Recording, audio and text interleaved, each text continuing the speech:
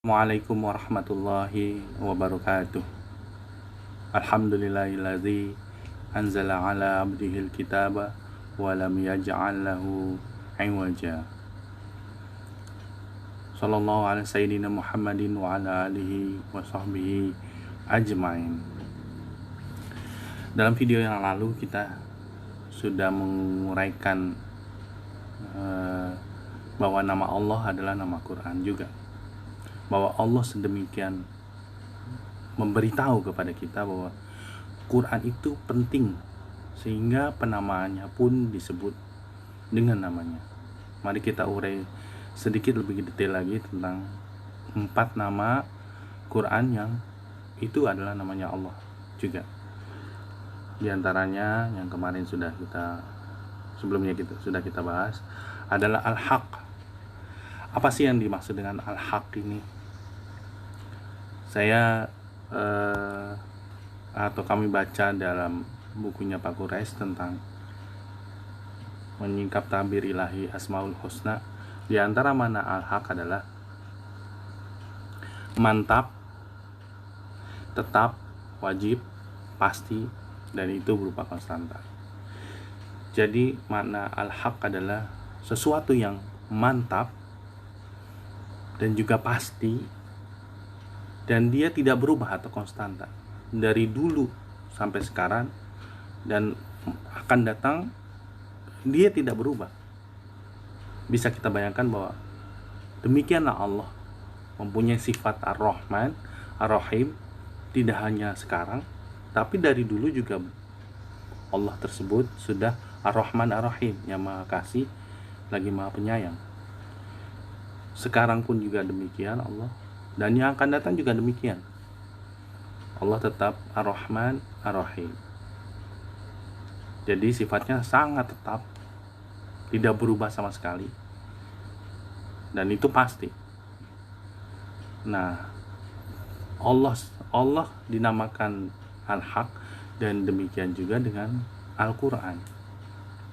Al-Quran dari sejak dulu sebenarnya tidak berubah, sejak diturunkannya, sekarang, dan yang akan datang. Quran itu adalah pegangan kita hidup di dunia, tapi juga kalau kita gali lagi ayat-ayat Quran berlaku juga nanti di akhirat. Bisa kita lihat banyak di Quran mengabarkan tentang kehidupan orang-orang yang berada di surga, apa yang mereka alami dan sebagainya. Itu penggambaran Quran nanti pada kehidupan akhirat, dan juga bagaimana gambaran kehidupan di neraka. Itu penggambaran Quran pada kehidupan kita selanjutnya kalau nauzubillah kita masuk ke dalam neraka. Bahkan saat pengadilan atau di padang mahsyar kita akan mengalami pertanyaan-pertanyaan atau catatan-catatan yang kita alami atau kita hadirkan. Itu juga dikabarkan oleh Quran. Jadi Quran berlaku dari sejak turunnya 1500 tahun yang lalu, sekarang, dan juga yang akan datang. Itulah yang disebut dengan Al-Haq, sesuatu yang mantap, pasti, wajib, dan dia tidak berubah atau konstan. Dengan sifat-sifat seperti itu, maka wajar dijadikan standar kebenaran. Jadi Quran standar dijadikan Al-Quran wajar jika dijadikan standar kebenaran, karena tidak berubah. Coba kalau kebenaran manusia, agak sulit untuk dijadikan standar kebenaran. Pagi ngomong A, siang ngomong B, sorenya ngomong C. Kita susah untuk mendapatkan standar kebenaran dari omongan manusia tertentu ya. Ada juga manusia yang sangat konsisten, makanya kalau dia istiqomah, kita dengan mudah untuk mengikuti orang-orang yang istiqomah.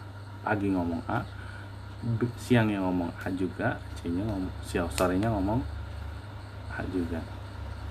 Nah, begitulah Quran, sehingga dia sifatnya yang sangat tetap itu berlaku dari sejak zaman dulu, sekarang, dan yang akan datang.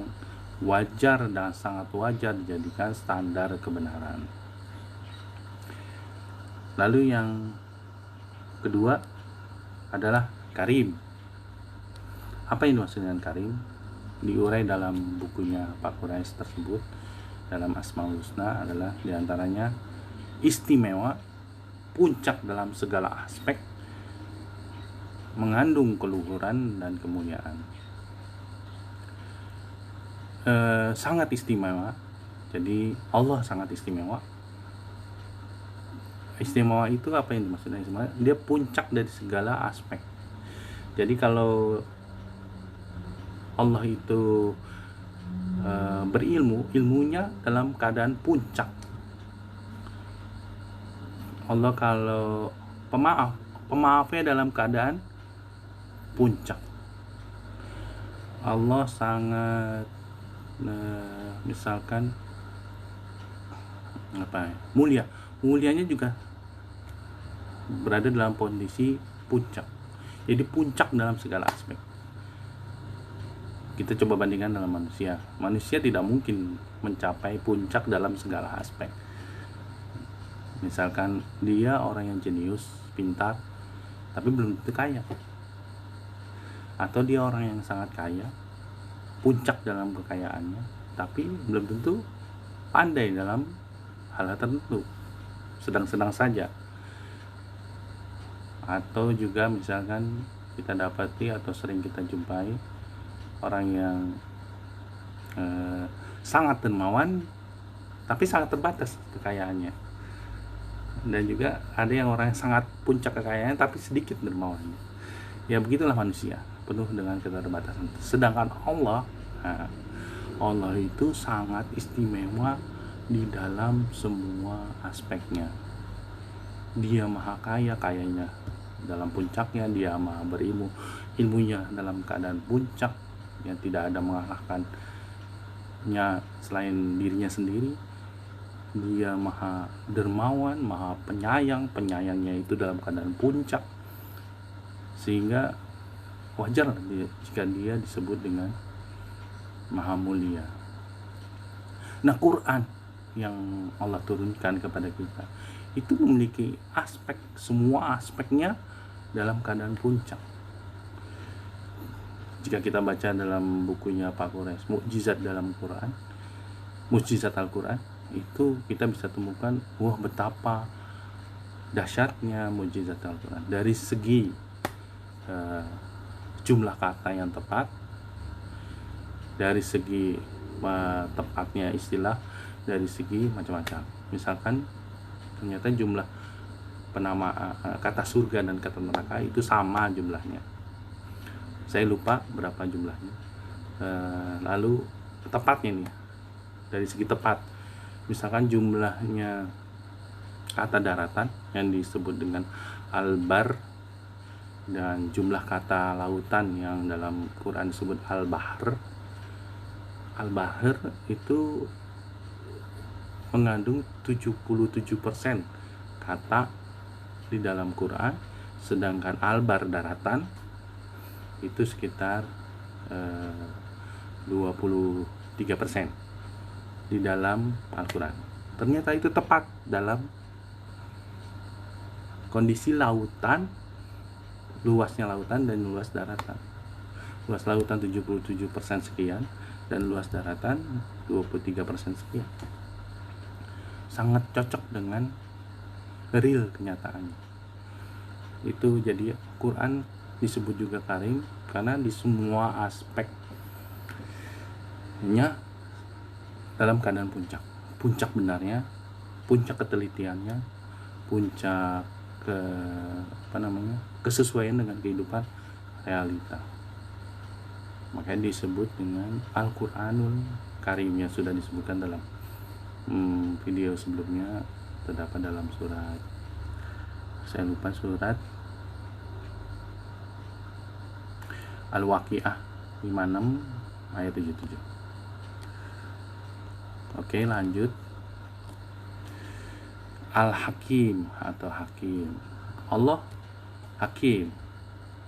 Kita lihat di dalam bukunya Pak Quraisy, dalam Asmaul Husna, pengertian hakim adalah penuh hikmah, ahli dalam segala aspek, bukan coba-coba atau kira-kira, dan sifatnya pengendali.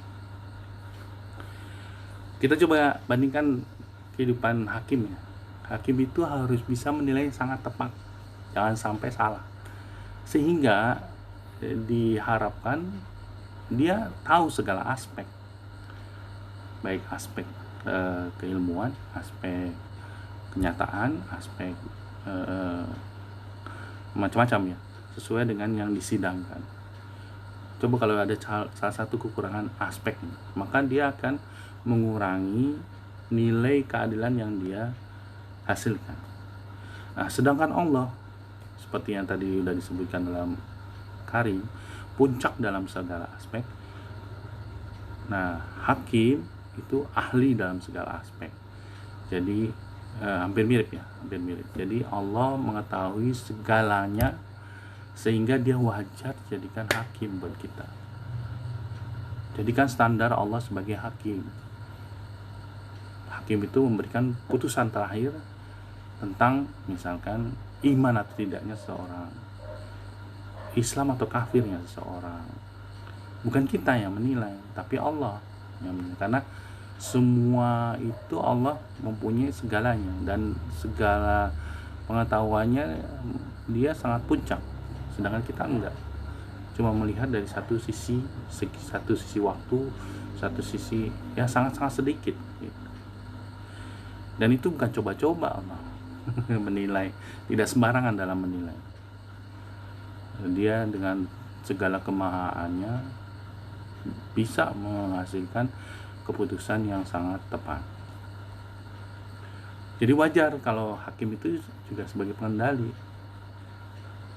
Coba kalau kita bayangkan yang mengendalikan kita ada cacat aja dalam satu aspek, maka kita akan ragu. Sedangkan Allah tidak ada cacat sama sekali di dalam setiap sifatnya. Semuanya ahli, semuanya puncak dari kemahaan. Itu yang hakim. Nah, Quran sebagai hakim juga, karena Al-Quran lahir dari Allah yang maha bijaksana, maha penuh hikmah, dari Allah yang ahli dalam segala aspeknya, maka yang dihadirkannya penuh dengan penuh hikmah, penuh kebijaksanaan, penuh dengan pengendalian diri, terutama untuk mengendalikan diri. Jadi misalnya gini, Allah berkali-kali menekankan dalam Quran, sebaik-baik hakim adalah Allah, maka kita serahkan semua keputusan pada Allah. Jangan kita mudah menghakimi, apalagi menghakimi iman seseorang. Dia iman atau kafir, dia Islam atau kafir, dia fasik atau munafik. Jangan kita lidah ini gampang menuduh orang munafik, fasik dan sebagainya, bid'ah, musyrik, syirik dan sebagainya. Kita serahkanlah kepada Allah. Al-Quran menganjurkan seperti itu dan memberitahu bahwa hanya Allah lah yang pantas. Yang terakhir, Al-Aziz. Al-Aziz ini adalah, jika kita lihat di dalam, sekali lagi, bukunya Pak Quraisy, Asmaul Husna, di sana dimanain dengan penting, dibutuhkan, tidak terbendung atau terkalahkan, bebas dari cacat, tidak ada yang sama, kokoh, kuat, dan teguh. Jadi Allah yang aziz itu penting, sangat dibutuhkan. Karena misalnya kita lihat dari standar kebenaran sifat-sifat sebelumnya, mempunyai puncak dalam segala aspek, terus ahli dalam segala aspek, tentu kita sangat membutuhkannya dan penting kehadirannya, bebas dari cacat,